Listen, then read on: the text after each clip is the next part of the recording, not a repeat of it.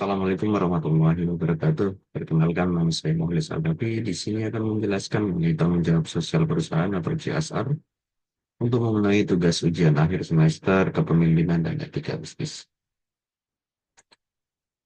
Tanggung jawab sosial perusahaan. Pentingnya tanggung jawab sosial atau CSR telah menjadi sebuah kewajiban bagi setiap perusahaan saat ini. CSR akan dijadikan program prioritas perusahaan dalam upaya menciptakan sebuah sinergi yang baik antara usaha yang dijalankan dan tanggung jawab pada lingkungan sekitar. Dengan turut berperan aktif dalam membangun masyarakat, diharapkan dapat menciptakan citra yang positif bagi perusahaan yang memiliki kepedulian sosial terhadap masyarakat. Menciptakan kepedulian masyarakat terhadap program-program CSR yang dilakukan perusahaan dan meningkatkan brand awareness produk-produk perusahaan di masyarakat. Dalam sebuah artikel yang berjudul How Could Society and the Government Respond to Corporate Social Responsibility merupakan pendapat dari Haman dan Akut, membahas tentang motivasi yang mendasari kalangan bisnis menerima konsep CSR. Ada dua macam motivasi utama sebagai berikut. Yang pertama, akomodasi, yaitu kebijakan bisnis yang bersifat kosmetik, artifisial, dan parsial. CSR dilakukan untuk memberi citra sebagai korporasi yang tanggap terhadap kepentingan sosial.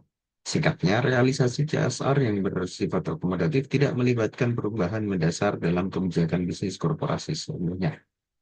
Yang kedua, yakni legitimasi, yaitu motivasi yang bertujuan untuk mempengaruhi wacana. Pertanyaan-pertanyaan abstrak apakah yang dapat diajukan terhadap perilaku korporasi serta jawaban yang apa yang mungkin diberikan dan terbuka untuk diskusi.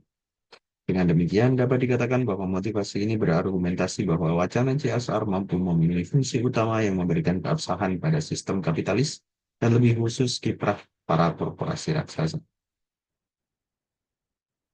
Dalam kajian yang dilakukan Haman dan Akut, sangat relevan dengan situasi implementasi CSR di Indonesia, khususnya dalam kondisi bermacam-macam pengertian konsep dan penjabarannya dalam program-program yang berhubungan dengan upaya peningkatan kesejahteraan masyarakat dan pengelolaan lingkungan yang berkelanjutan.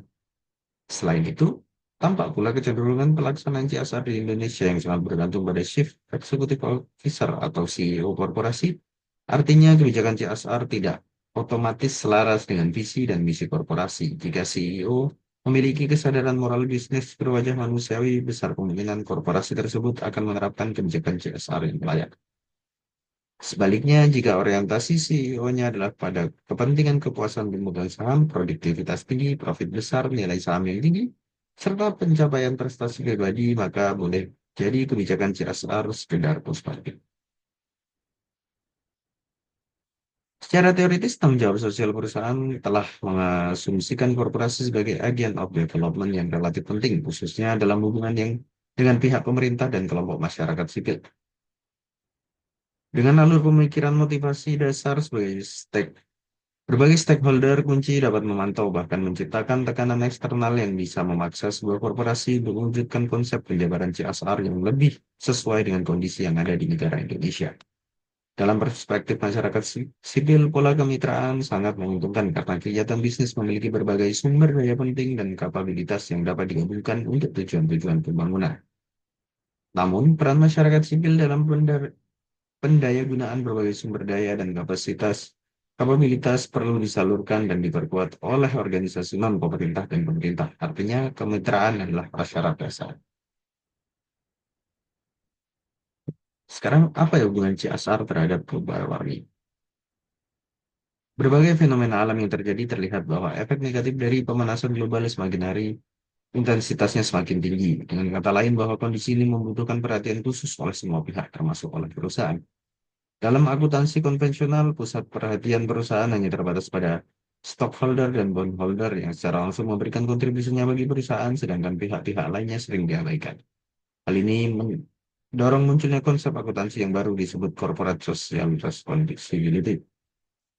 Corporate social responsibility menunjukkan pada transparansi dampak sosial atas kegiatan aktivitas yang dilakukan oleh perusahaan, transparansi informasi yang diungkapkan yang tidak hanya informasi keuangan perusahaan, tetapi juga perusahaan juga diharapkan mengungkapkan informasi mengenai dampak sosial dan lingkungan hidup yang diakibatkan oleh aktivitas perusahaan.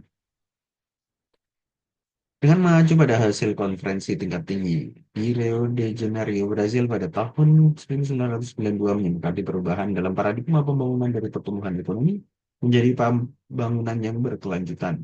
Dalam perspektif perusahaan, hal yang dimaksud berkelanjutan adalah suatu program sebagai dampak dari usaha-usaha yang telah dilakukan.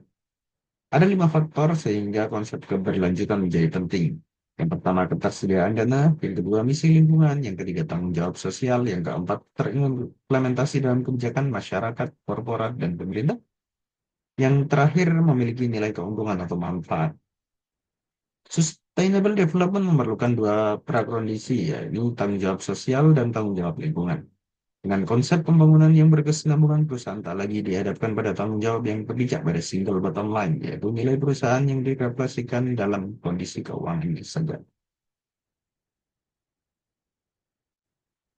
Lalu yang terakhir adalah etika dalam kepemimpinan manajerial. Etika bisnis adalah bisnis setiap orang di setiap hari yang meliputi orang-orang dan tindakan mereka. Maka etika bisnis termasuk semua manajer dan hubungan bisnis mereka dan juga tindakan-tindakan mereka. Tindakan-tindakan manajerial selalu mempunyai dimensi etika. Hal yang pertama itu manajer tidak dapat bekerja dengan ekonomi murni tanpa menyentuh kehidupan manusia. Artinya seorang manajer tidak dapat bekerja sendiri tanpa bantuan dari anak buahnya. Kepemimpinan yang baik dan bisnis adalah kepemimpinan yang beretika. Tipe manajer yang sukses dan adalah memiliki pengaruh intelijensi dalam memimpin. Formula kepemimpinan yang baik adalah dengan memiliki integritas, kemitraan, dan penegasan. Kepemimpinan bersifat dua arah. Pemimpin harus selalu menghormati peraturan atau undang-undang yang telah ditetapkan bersama. Dan yang terakhir adalah pemimpin harus legowo menerima kritik dari bawahan. Sekian dari saya. Apabila ada banyak kekurangan mohon dimaafkan. Wassalamualaikum warahmatullahi wabarakatuh.